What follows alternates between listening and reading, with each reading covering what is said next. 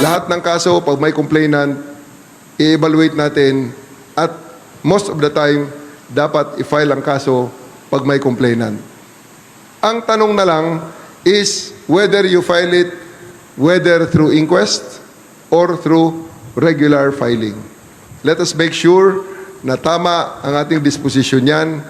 Dapat ang ating ginagawa ay may hustisya para sa lahat. May hustisya para sa biktima. May hustisya rin para sa mga suspect. Dapat sapagkat sila ay may karapatan pa rin kahit na sila ay suspect. Ang ating kapulisan, hindi lang law enforcers na nandyan lang na nakikita nyo. Kami po ay nandito na talagang nangangalaga ng kapayapaan, ng kaayusan at higit sa lahat ng hustisya sa ating mga pamayanan.